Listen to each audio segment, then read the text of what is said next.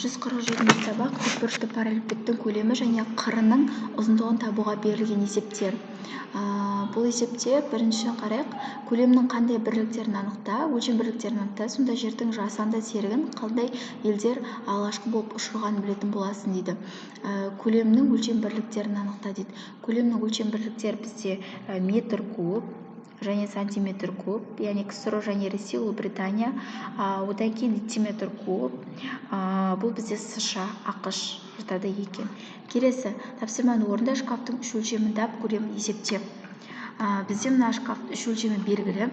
Міне мына жерге жазайын. Биіктігі H бізде 80-ге тең, ұзындығы 90, А деп белгілейміз. Ені 90. Енді біз осының көлемін табу үшін А-ға Б-ны және H-ты көбейтеміз. Көлем тең 80 көбейтеміз, 90 көбейтеміз, 90. Сонда бізде жауабы шығады 648 мың куб. Сантиметр куб. Келесі. Так, бізде мына жерде параллелепипедпен текшенің көлемін есептеуіміз керек. Біріншісі, көлем есептеу формуласы А көбейтілген Б көбейтілген С. Яғни 5-ке 12-ні 3-ті көбейтуіміз керек. Сонда бізде жауабы шығады 180. Келесі, мына кубты өлшеуіміз керек. 2-ні көбейтеміз 2, көбейтеміз 2, 8 сантиметр куб. И мынауды 8 сантиметр куб. Келесі. Мына есепте суретті қара, тапсырманы орында дейді. Қарайық, параллелепипедтің барлық көбейтінінің қырларын тап. АБ бізде 3-ке тең, мына жері 3. Келесі Б-сы 6-ға, мына жері 6-ға тең. БН 4-ке тең. Сонда МЛ, мына МЛ, сосын ЛК, СК-ның ұзындықтарын табыңдар дейді. Егерде БС пен мынаумен бізде МЛ тең болады.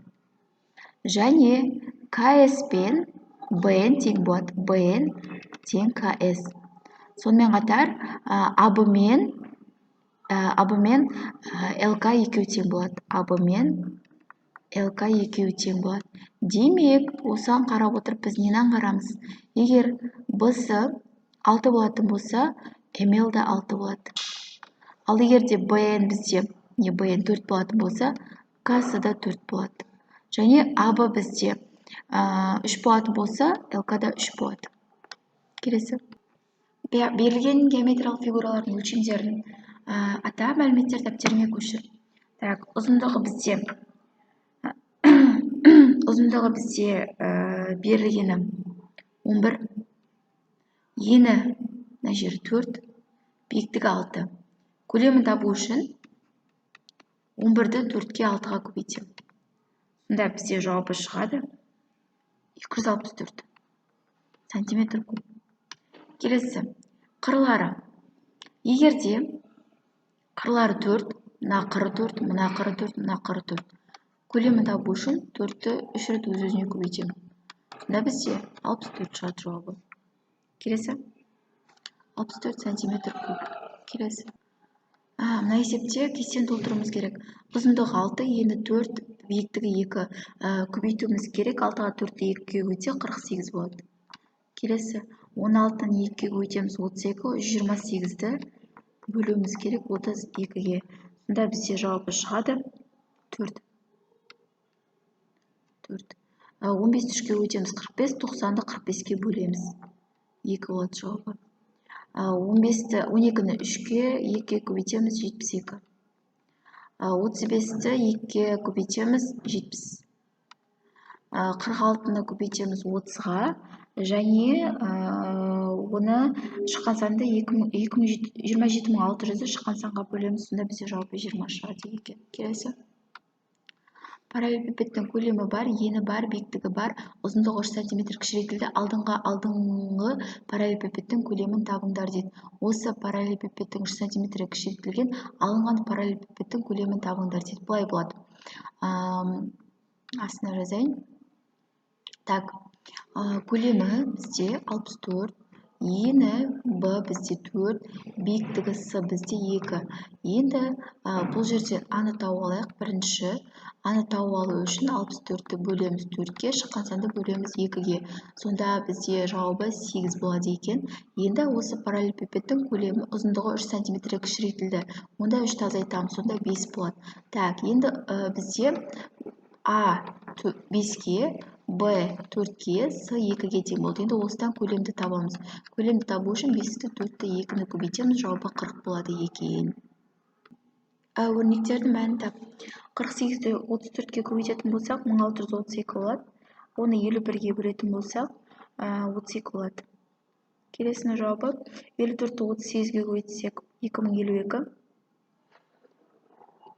52, оны 57-ге бөлетін болсақ, 36.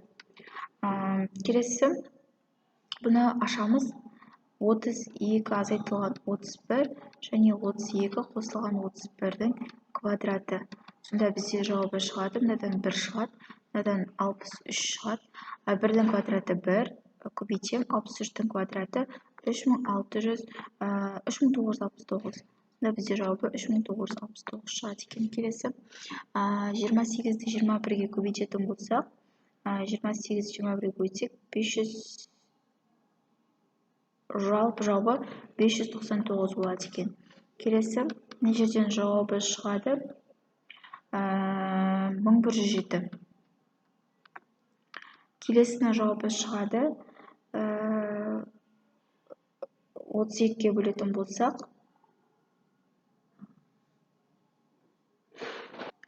мына жерде жауабы 725 болады. Келесінің жауабы 2999, одан кейінгісінің жауабы 50 болады екен. Келесі, былай дейді. Экскаватор ұзындығы 54 метр, ені 2 метр, тереңдігі 3 метр.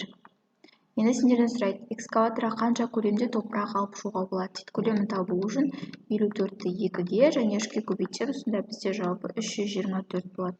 Ал енді келесі, егер экскаватор шөмішінің көлемі 6 метр куб болса, онда шөміш неше рет кесіп алады?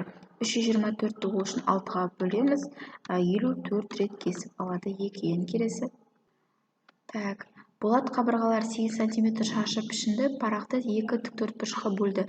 Бұл тіктөртбұрыштың біреуінің периметрі 22 см тең, екіншісінің ауданы нешеге тең дейді. Ол үшін біз, мына жерге жазайын, 22-ден азайтамыз 8-ді 2-ге көбейту арқылы. Бөлеміз 2-ге. Сонда 22-ден 16-ны азайтатын болсақ, және 12-ге бөлетін болсақ, 3 шығады екен. Және бұл бір тіктөртбұрыштың ені. Енді 8-ден 3-ті азайтамыз. Бізде жауабы 5 болады. Бұл екінші тіктөртбұрыштың ені. Мына жағы 1 еді, мынау екінші тіктөртбұрыштың ені. Енді осы аудан табатын болсақ, 5-ке 8-ді көбейтеміз, 40 см квадрат болады. Келесі балалар үй тапсырмасы қалды. 7-ге 8-ді көбейтеміз және оған 5-ті көбейтеміз. Сонда бізде 280 шығады. Келесі 16-ға 2-ні көбейтсек 32, 384-ті 32-ге бөлетін болсақ, 12 болады жауабы. 12. 25-ті 3-ке көбейтеміз 75, 3375-ті 75-ге бөлетін болсақ, 45 болады. Осымен аяқталды.